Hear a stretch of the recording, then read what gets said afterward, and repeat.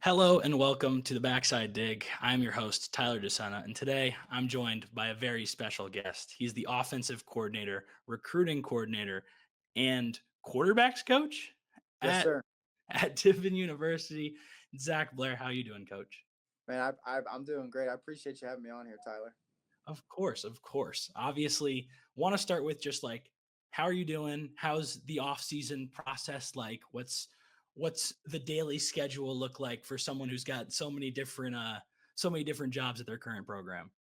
Yeah, man, it's been hectic. That's for sure. We just finished up signing day a few weeks ago. We ended up signing 43 new recruits that are going to be high school guys that are going to be joining our program in the fall, which we're really fired up about. Great group of guys, a lot of different positions where we're highlighting some different skill sets that we may not have, or areas where and guys that we're really excited to develop into something special here at Tiffin.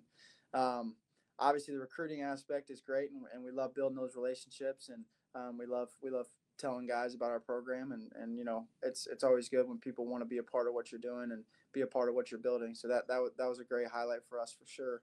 And then as of late, really, it's been just prepping for spring ball here. This is our guys' last week on campus. Today, it actually was their last day. They were hitting some squat maxes, which was fun to hear about and fun to see. And we're rolling in here to spring break and ready for spring ball. It's starting here in about 10 or 11 days, and it's gonna be a fun spring now that we're talking more less teaching of expectation and more the guys know the expectation. Now we can start to really build this thing into what we want it to be, and it's a really exciting time right now here to be in Tiffin, Ohio. That's for sure. Yeah, and I mean that was kind of where I was going with the next question was kind of moving from setting the expectation to living it, getting to every day, getting to kind of that football stuff. Your second year at Tiffin, correct? Yes, sir.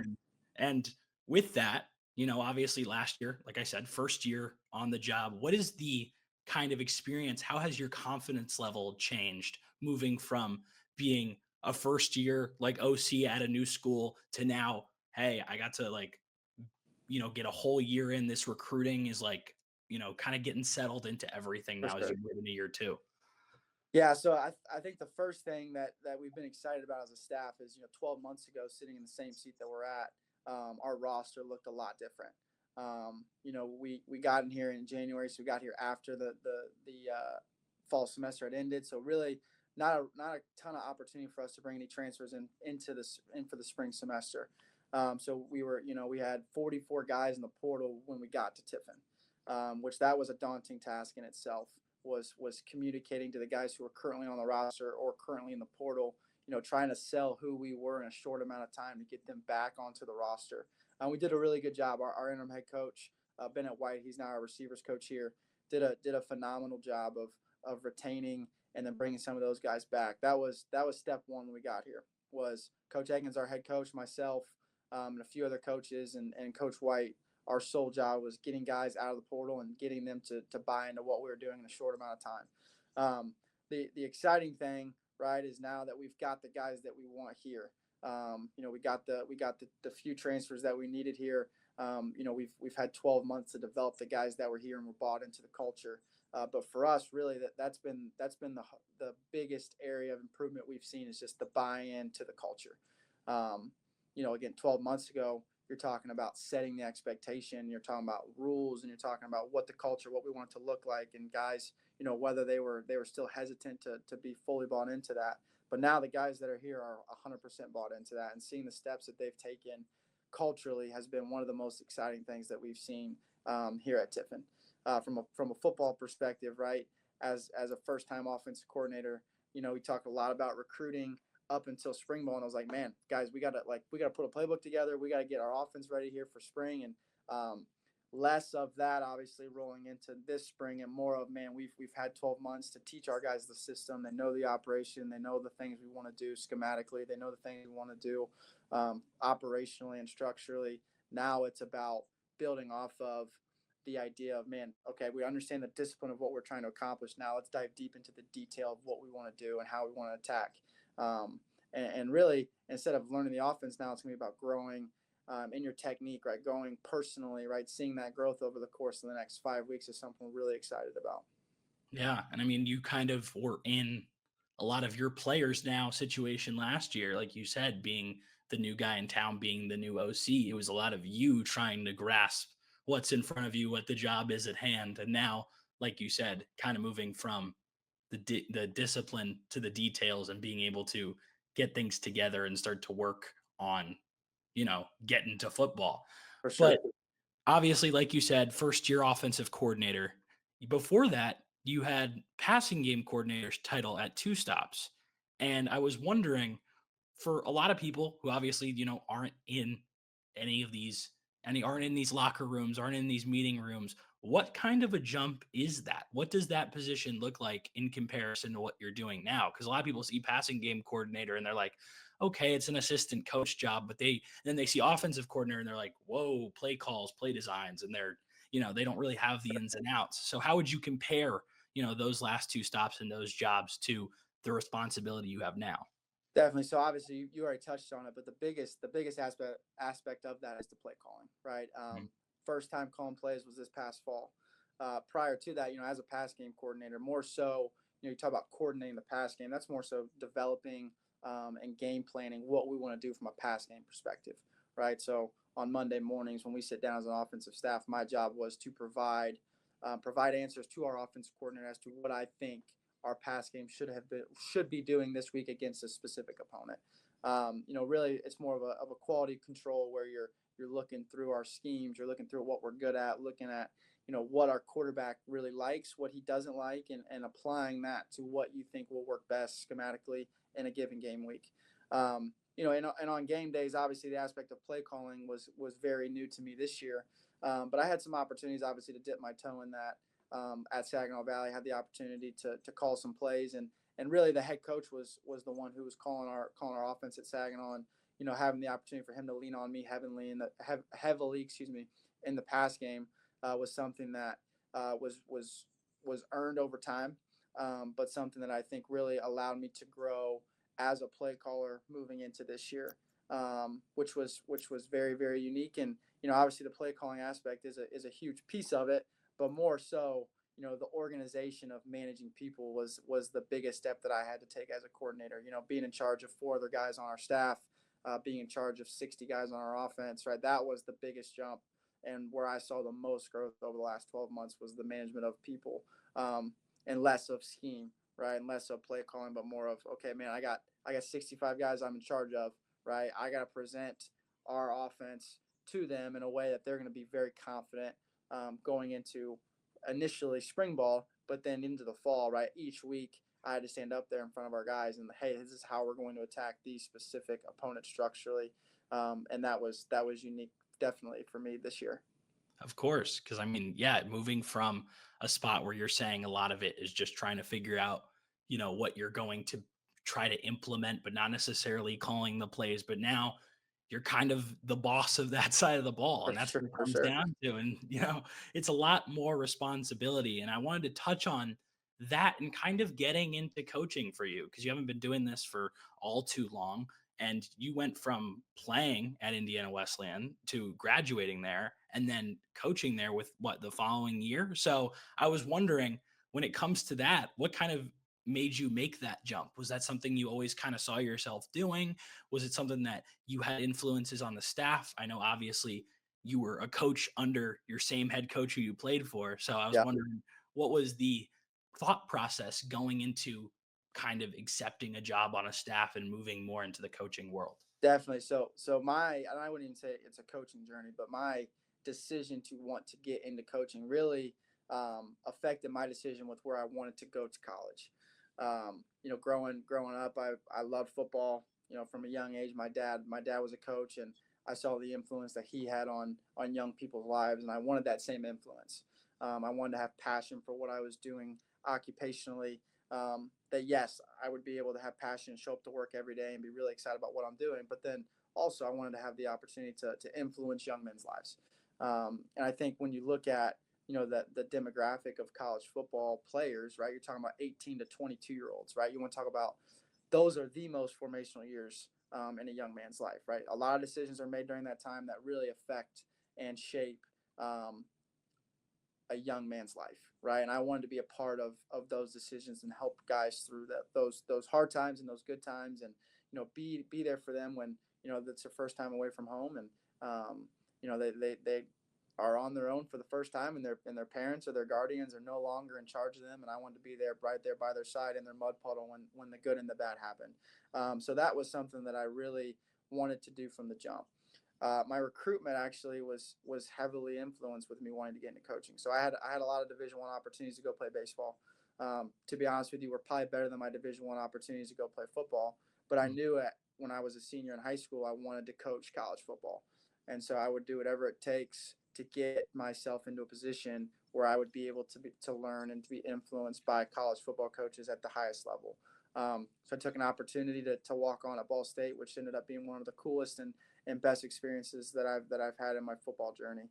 Um, Ended up actually becoming the starter my redshirt sophomore year, about halfway through the season. And my first start, I snapped my leg, broke my leg, and tore a bunch of ligaments in my ankle. And God was really shutting the door there, and was telling me that He had bigger and better plans for me. And at the time, I was really confused and didn't really know what was going on, but ended up landing at Indiana Wesleyan as really I was the oldest guy on the team at that point. Startup NAIA program. It was only 30 miles north of Ball State, and man, you want to talk about, in my coaching career, the most formational years of my life was at Indiana Wesleyan. Met some of my best friends there. Met some of the most influential guys in my coaching journey there, and some of those guys are some of my best friends. So having that opportunity to not only play for those guys for 2 seasons, but then graduate in December of 2019, got married on New Year's Eve, and then started coaching essentially the day after we got back from our honeymoon in January. And my 3 years there are 3 years that I'll never forget, and really influenced me, and put me in a position to be where I'm at today, and meeting the people that I needed to meet, and being influenced in the way that I was there. So that was obviously one of the coolest things, was this tragedy per se, right, of me snapping my ankle turned into one of the biggest blessings, and really has allowed me to be in the chair that I sit in today. Of course. Yeah. I mean, hearing you talk about those college kids and the fact that that is the most formational time. Yeah. Like it's the most formational time for almost anybody when they're going away on their own for the first time. I mean, I'm a college kid right now. So being able to like sit there and think about the amount of growth that I've done since, going out on my own. And then you saying that not only was that your goal, but you had to endure a lot of things that had like your injury and For then sure. grow from that in order to get to a point where you want to teach people to grow. It's kind of a poetic circle there. Yeah, it is, and I get to utilize the experiences that I had as a player, and I get to relate back to the guys right now. And I haven't been doing this thing for very long, and I'm not very old, so the ability for me to relate to our players is really easy right now. And I'm sure as I progress through this thing and get older, it's going to be a lot more difficult. And I've noticed some roadblocks. I'm almost, my birthday's on Sunday actually. I've turned 29. And I'm noticing some roadblocks where I'm having that generational gap with our players. I'm like, man, I'm not that old. Like, what are we talking about? I'm still a young guy, right? So that has been one of the coolest things, is being able to relate to our guys. And I think that they see, obviously, that we have a young staff, and they appreciate that, but then they also see the fact that, man, we're going to work really hard for you, and we're going to be there, by your side through thick and thin, and they've really grown to appreciate that about us.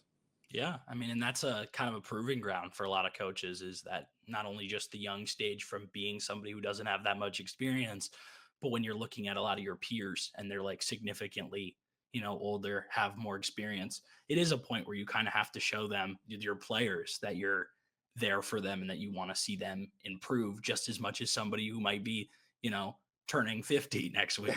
It's like, definitely, but yeah, definitely, um, moving on a bit from, not necessarily your leadership side, although I do kind of want to touch on that a little bit. I wanted to ask, you said, all these influential points in your life. Are there any coaches that you looked at when you realized, hey, like this is where I'm going to go, whether it was, pro guys or college guys? Because, everyone asks players, like, who's your player comparison or whatever.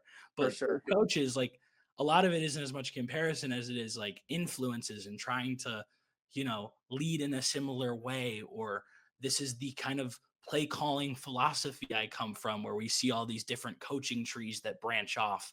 definitely. You have guys either pro or college that you kind of looked at that were not necessarily close to you in proximity, like might have not necessarily had that relationship with, but looked up to? Yeah, so I think I one of the biggest blessings that I have in the coaching profession is the guys that have influenced me the most, and the guys that I draw most of my influence offensively and from a philosophical standpoint of me coaching are guys that I'm closest with in the profession, and that's something that's really unique. I think at times is I think a lot of guys get caught up in the big names, right? Of man, the Cliff Kingsburys of the world, the Joe Brady's of the world, the guys who are really dominating the profession right now, and there's thousands and thousands of coaches who are looking to those guys, and again, not saying that we don't do that here, but from a young age again, right? My biggest influence in my life, yes, was my dad, but he also was my coach, right? And I saw the passion that he coached with, and I saw the ways in which he was able to get into guys' lives in a different type of way, making a different connection point, creating that capital to where he could have the opportunity to influence them and be hard on them and coach them. And so I saw that right away, and I'm like, okay, that's unique, right? That's what I want for my life right there.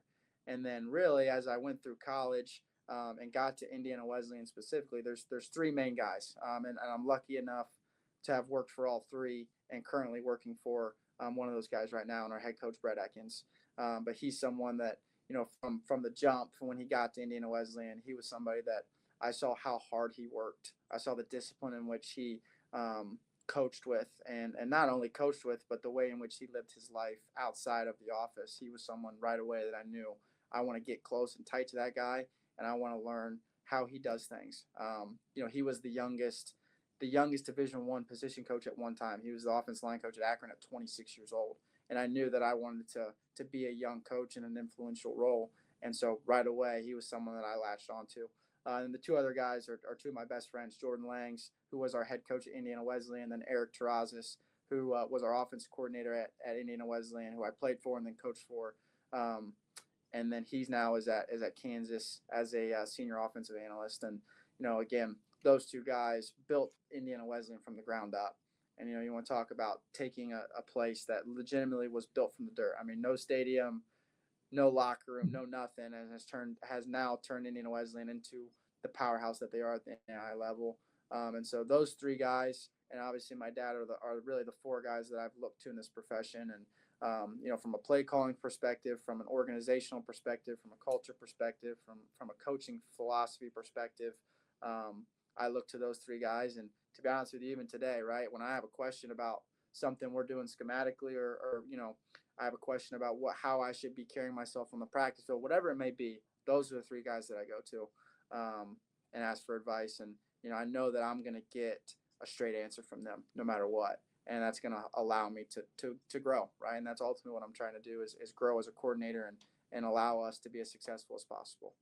Yeah. I mean, obviously, yeah, you talked about your dad and the fact that that's where you get a lot of it from. But like just being able to have people who, are outside of your realm when you were, first coming into this and are now people that you can kind of walk up to and just be like, hey, what do you think about this? And get a straight answer. Like you said, it's a huge deal. And It I is, and it's the best. To be honest with you, it's the best resource that I have. Is I have, I can FaceTime those guys at any moment or text those guys any moment and have that resource right away to get an answer as quickly as possible. Like that's what the relationships that I've created have allowed me to do. So yeah, definitely.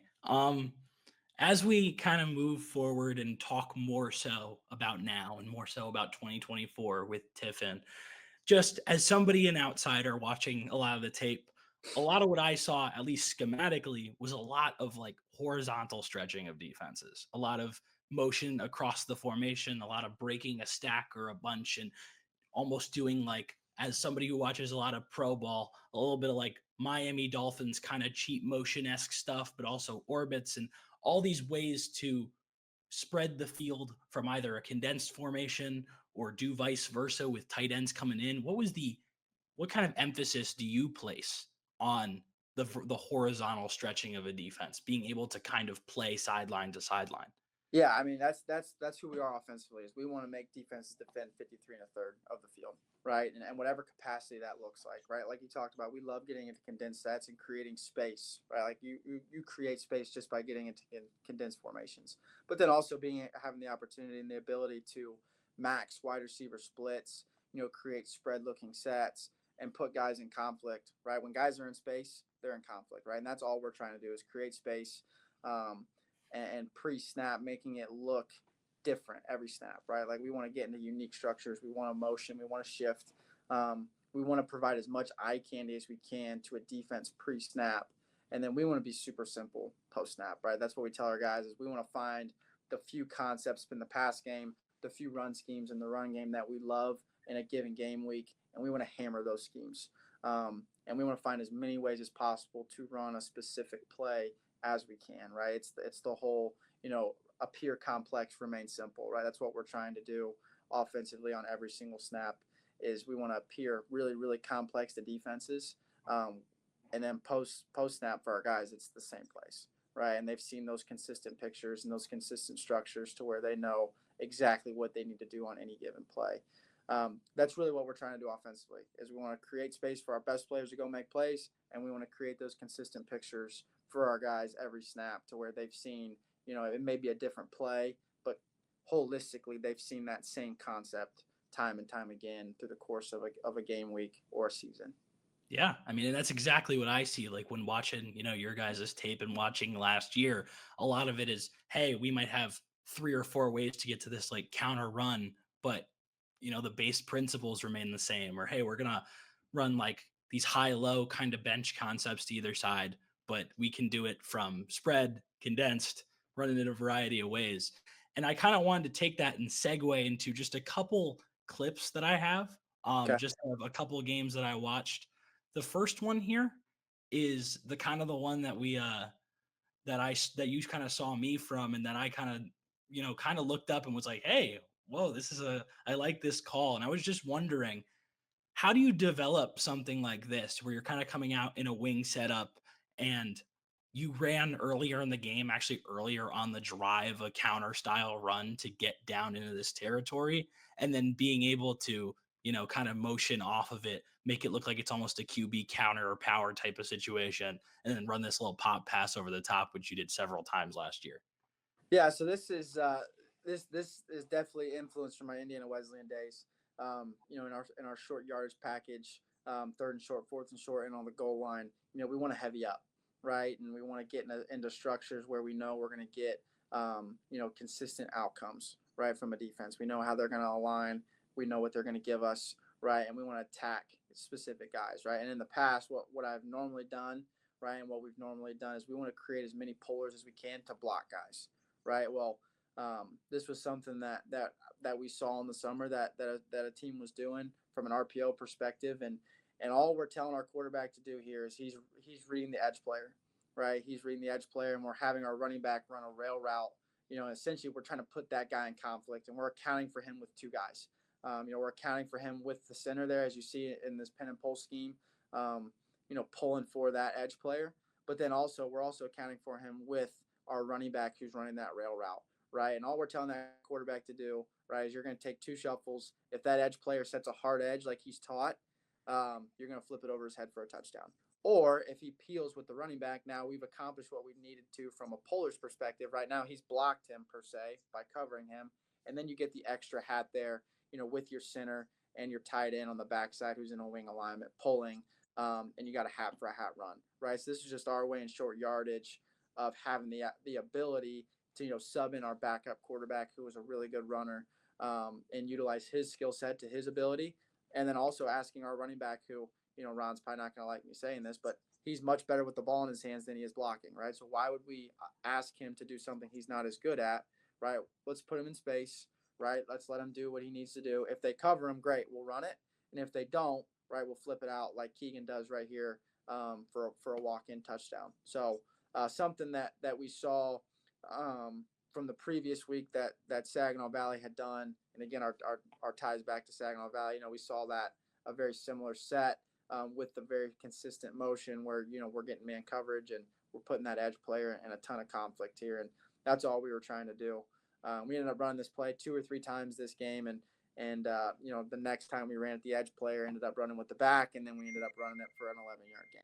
So that was something that we just saw that previous weekend, something we wanted to implement in a game plan. And to be honest with you, this play ended up carrying us through the rest of the season. We did a lot of this in short yardage situations where we're putting that edge player in conflict with the RPO. Yeah, and you talk about kind of making it simple, and a lot of RPO concepts are kind of similar in that way, where it's usually just, hey, here's the guy we're putting in conflict. We know what we're probably going to see. It comes down to how can we read that player? How can we make that player pay? And yeah, I mean, you see it multiple times. You saw it in this game, see it in that Lenore Ryan game. There's multiple times where you run this or something kind of coming off of this. And you mentioned kind of getting to those pullers and being able to, kind of just have as many guys getting downhill as possible on a run concept like that. What about that is important to you? Because there are times where you see almost these like 3-4 puller runs from you guys, and like, what is the skill set you're looking for from linemen or tight ends that you're trying to get downhill like that? And then also, what is the importance of that to you? What do you find interesting or effective about that specifically? Definitely. So, you know, everything we do goes back to a personnel, you know, that the question of personnel, right? Who do we have on our roster? What are we good at, right? And to be honest with you, we got a lot of really, really athletic offensive linemen. We have athletic tight ends. And to be honest with you, we have wide receivers who are willing to block, right? And when you have guys who are willing to do the dirty work, specifically from receivers, right? You hear receiver and you think pass catcher. Our receivers, if they don't, you've heard the phrase, if you know, no block, no rock, right? Like everyone says, Yeah. well, that couldn't be more true for our offense. And you know, we utilize our receivers, all of them, right? All three of them or all four of them in our run schemes, right? We'll add them into pin and pull concepts. We'll add them, you know, into wide zone concepts. Like we will do those types of things, and if they're not willing to do it, then they're going to play less snaps, and that's the bottom line, right? Um, and so for us, the idea of pulling and creating, you know, moving gaps and being really athletic from an up front perspective with our tight ends, with our O line, with our receivers is something that we really like. And then whenever we're game planning runs, we're trying to get hat for hat runs on the front side. We want anytime we're running the ball right to a specific direction, we want to make sure that we're accounting for every defender that we possibly can, right? And you can account for defenders multiple ways, right? With RPOs, you know, reading them at the first level with a quarterback, doing lots of different things where you can create those hat for hat runs, which is what we're trying to do on a consistent basis.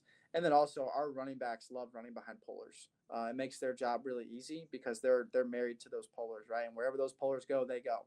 And you know, we don't want to make it complex for our running backs, right? We have in my opinion, one of the best running backs in the country, and Ron Blackman, and it's our job to make his job mentally as simple as possible, so he can go out and be and play at an elite level physically. And so that's what we're trying to do from that perspective, and you know, create moving gaps and adding extra hats into runs and making it easy for our guys is all we're trying to do with those types of plays and those types of concepts. Of course. I mean, and it's visible everywhere, like you said, just trying to get that numbers advantage. And one way that you can get that numbers advantage is if you're pulling, two, three, four guys at times across the formation, you're now kind of erasing that back half of that play and kind of creating a whole new stretch of grass. So, Definitely, and you know, the interesting thing, right, is and Northwood really was the game where we started to figure out what our identity was, right? I mean, we brought in 6 transfers on offense going into the fall, and you know, we had 5 new starters up front, right? So from a run game perspective, from a run game identity, we didn't really know who we were going to be.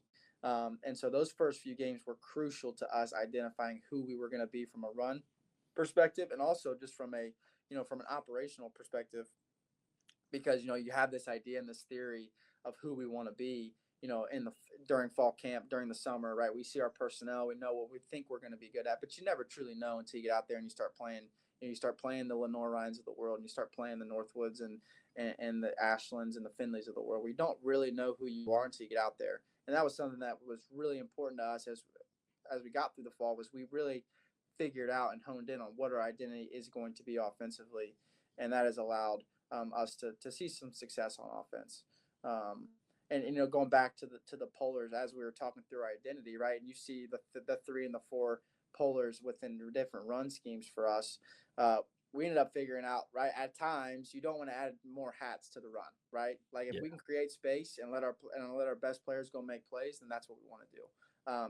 We don't want to add extra hats on from the defensive side by us adding extra hats offensively. So that was something that we started to figure out as the season went on. Is yes, there's going to be runs where we're going to want to add in an extra hat or an extra puller or two, but if we can create space, right, put defenders in conflict, utilizing RPOs, utilizing alignment tags, and then still be able to spread teams out and add extra pullers. That's really where our identity started to grow, and where we really solidified who we were, and our kids really figured out who we were going to be, and that allowed us to go be really successful and live within our identity. Yeah, and you talk about that Northwood game specifically, and like the times where you see maybe 3 or 4 pullers, and like you said, it's adding those hats to the run game. But then the times where you're bringing out these more basic, maybe 1 to 2 pullers, counter, pin and pull stuff, that was where you had a lot of your explosives. That game was on the ground, just kind of being able to Definitely. get to the basics where you're adding a hat or two, and there's not as much on not only the play to your players, but you're not necessarily adding hats to For the run sure. game on the For opposite sure. So side. the challenge for us is each week, right? Like, man, on a board it could look really good, right? But from a actually going out there with live bodies doesn't make sense, right? And so finding the balance of adding extra hats, but then also creating space and utilizing RPOs to put those defenders in conflict versus bringing them into runs and having to block them. That's a challenge for us each week, is figuring out how we want to balance the extra hats with the spread RPO game. Yeah, definitely. And you talk about the conflict defenders trying to create a bodies advantage, and it's not just, necessarily visible in the run game or in the RPO game. There's also some passing concepts where you guys do like that kind of similar stuff. Like on this play right here, just kind of motioning from a 2x2 with like an F tight end sort of alignment, and then moving him across the formation and creating a whole different numbers advantage. And there's a lot of plays on tape where you kind of see similar stuff like this, where you're manipulating the strength of the formation or changing how many the numbers on each side. And I was just wondering, how do you kind of get to some of this stuff? I know that you guys do a lot of like bunch breakers or moving from bunches to stacks, or like in this case, you kind of create a bunch in and of itself by having this, like I said, cheat esque motion at the line of scrimmage that kind of comes up and takes this outside flat here. Definitely. So, going back to our thought process of remaining simple post snap, but appearing complex pre snap, right? That's who we want to be. And, from a pass game perspective, right, this is a spacing concept for us. And our whole pass game philosophy is layups and threes, right? Layups and threes. And we see spacing as a layup for us, a highly efficient concept where we have a really high chance of completing the football. We're going to attack the second level. We want to essentially have more guys in the second level than you do, right? Creating, again, a numbers game where we're going to have an extra hat where you're not going to be able to cover all 5 guys in the second level, and keeping it simple for our quarterbacks, right? Like if this is a concept that we love, this is a concept that if you see it, right? And I hope I'm not giving defense coordinators too much of a cheat code to our pass game, but if there's a concept that we love that week, we're going to run it a lot, right? And this was a concept this week that we liked. It was a spacing concept for us, something that we really found to be successful throughout the course of the season. But again, creating consistent pictures for our quarterbacks, right? We may do it differently, we may get there differently, but post snap, it's going to be the same. And this for us this week specifically was something that we really liked, and ended up getting to a few different ways throughout the course of this game. Yeah, and you talk about, kind of having receivers in that case who in the run game or the RPO game are willing to come in and block. And the guy and who ends up getting the ball here becomes the new number 2, and you see him selling vertical running almost directly into the DB, kind of freeing up the flat, but it also opens himself up right here, stops, gets the ball over the middle here, and it's just cool seeing kind of the sacrifice of being able to sell vertical and play into the DB here, and then also disrupt the flat while also getting the football. So, Definitely, and that ties back to who we want to be from a philosophical perspective, right? We want to hit our layups, but then man, we want to shoot our threes and be really explosive, right? And when you've got receivers who can stretch teams vertically, right now you create the conflict for defensive backs now of okay, I'm taught not to get beat deep, right? I'm supposed to be the hat here that keeps everything in front of me, but then we snap off a 10 to 12 yard route where we're able to be super super efficient. And find the open spots in the zone coverage. of course. And with that, I mean, I kind of touched on the other clip. It was kind of just motion. It was coming out of a similar spot. You kind of go from breaking a bunch to a 2x2 with like a similar kind of motion. This play ends up being a little bit of a scramble, but just kind of the concept here of being able to, like you said, create that numbers game. My last kind of schematic question is, what is the importance to an offensive coordinator, to a play caller, of these bunch or stack setups specifically before the snap? Like, what makes this so attractive to somebody to call while also, like you said, keeping it easy for quarterbacks post snap? Definitely. So, when you get into condensed sets, right? There's really one main reason why we're doing that, and that's to limit your coverage menu, right? Most teams are going to have a condensed check, right? Most teams are going to have 1 to 2 condensed checks, right? And as you progress and as you move up in different levels of football, you're going to see more and more checks to different sets. But this does two things. One, this allows us to dictate coverage, right, from a pass game perspective, which is what we're looking to do, right? There's a high tendency when we get into a specific condensed set, hey, this is probably going to be your cover, or you're going to be your coverage for our quarterbacks. That helps them tremendously, right? Just to have some sort of a cheat code pre-snap as to what they're looking for.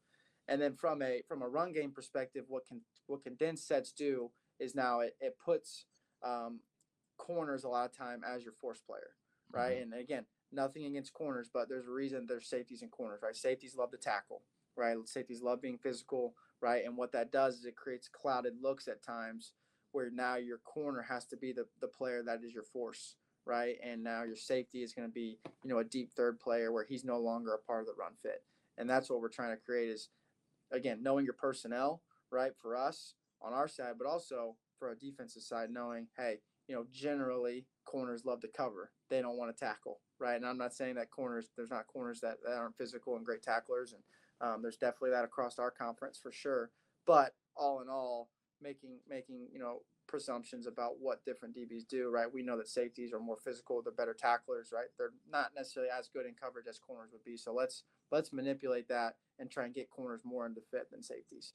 Yeah, I mean, and you see that across like all levels of football now, like the way that you see things kind of rise, and sometimes it goes high school, college, pros in terms of what is popular at the time. And with so many teams coming out and more condensed stuff, you see a lot of teams trying to move into having these bigger nickel hybrid players where it's like a For Kyle sure. Hamilton type of player where he's a safety and he's also a corner, or teams like the Miami Dolphins moving Jalen Ramsey around, and that's another big body you can add another run game. And all these teams trying to make sure that their force players, when they come out and they face condensed sets, or they come out and they face these like 12 personnel looks, that they have somebody who can come down into the box and you know bang with them a little bit. Definitely, definitely. You're definitely seeing that, trend throughout football right now, right? You see those overhang nickel players, right? And even when we played Lenore Rhine, right? The guys that we would consider, jacks who are part of the fit, right? Guys who are, essentially those hybrid defensive end outside linebacker players. I mean, they look like safeties and they weigh as much as linebackers, right? And that's those types of bodies are one hard to take advantage of because they can cover and they can bang, right? Like what you're talking about. So for us, again, trying to figure out ways to manipulate those guys specifically is what we're trying to do. Yeah, and thinking of a D2 guy from Lenore Ryan who ended up going pro, and Kyle Duggar, like that's Yeah, exactly what he's become at the next level, is kind of that for guy sure. who can bang but can also, play some coverage. With that, I want to kind of wrap things up, but I do ask one question to everyone here. And for players, it's one way. For coaches, I figure it's something a little bit different. For someone who's not necessarily watching Tiffin ball, who's not, you know, seeing what you guys do week in and week out, how do you describe to someone who's not watching what the program is to you and then who you are as a coach?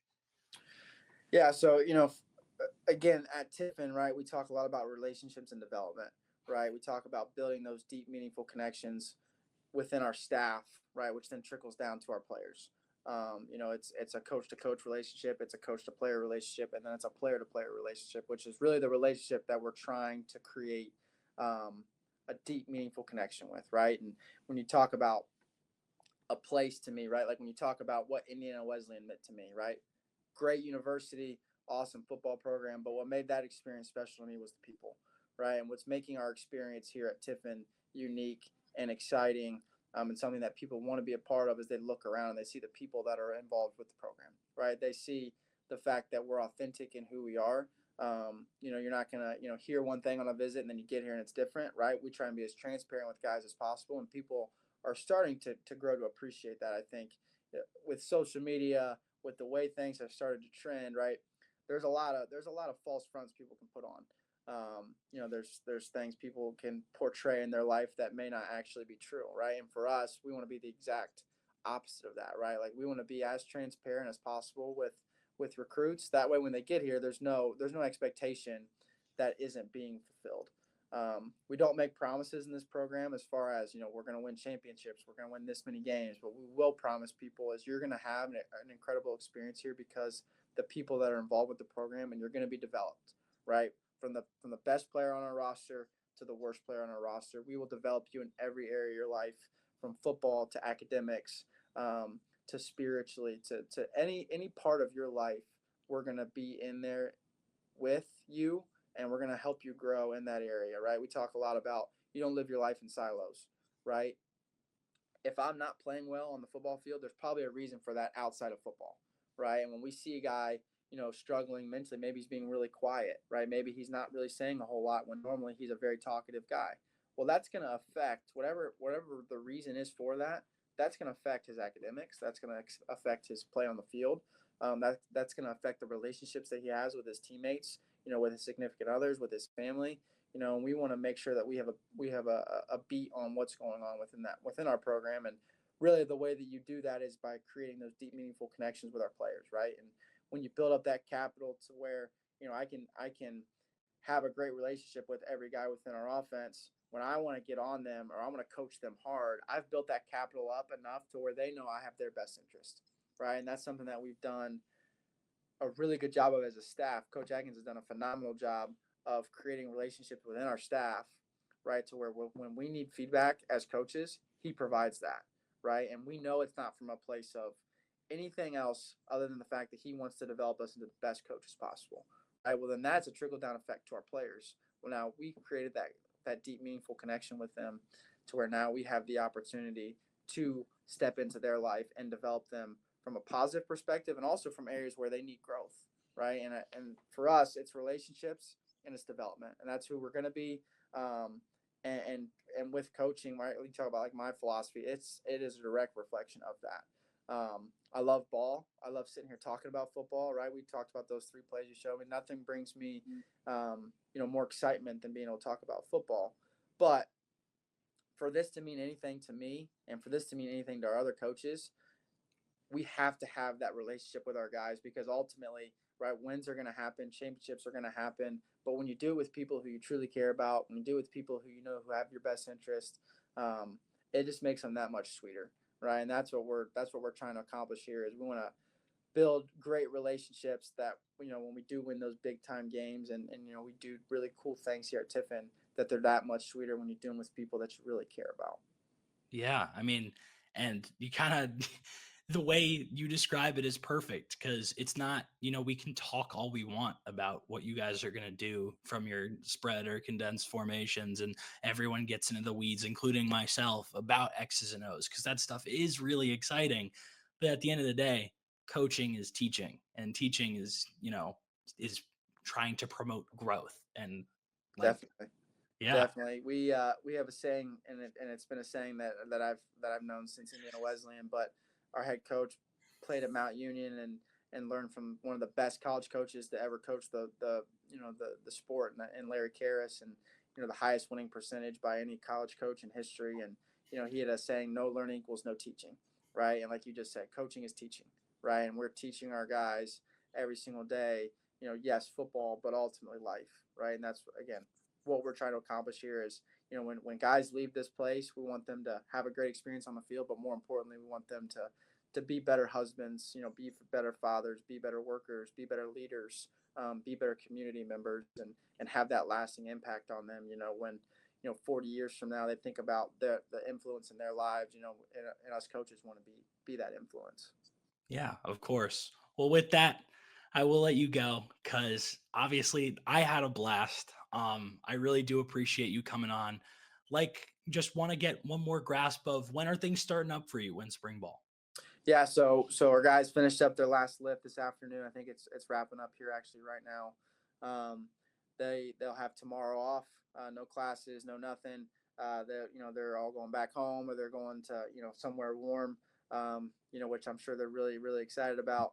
And then once they get back, 10 days from now we'll start installing on Monday, March 10th, and then first practice will be Monday, March 11th or Tuesday, March 11th, and we'll go Tuesday, Thursday, Saturday for the next 5 weeks with our spring game being on that last Saturday, April 12th. So something that obviously our guys are looking forward to, but man, we're really excited about the process getting there, right? And that's something that we really harp on our guys is it's not necessarily about the result, but it's about how you get to that result, right? And doing things the right way. And we're excited about the process of, those 14 practices we're going to get leading up to that spring game and, hopefully carrying a ton of momentum going into the summer. And then, not too long from now, we'll be back here, in August, ready to roll for fall 2025. So something we're really excited about is taking this step from a program's perspective going into the spring and seeing the work that our guys have put in over the last 8 weeks from a weight room and from a running perspective has been really exciting. I think they feel really confident going into the spring and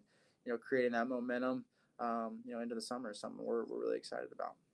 Yeah. Well, obviously, very exciting moving into, like you said, getting out of just these spring lifts, kind of moving towards, like we talked about in the beginning, moving towards football. But yeah, like I said, I really do appreciate you coming on and I hope you have a great one. Yeah, I appreciate it. This was a lot of fun.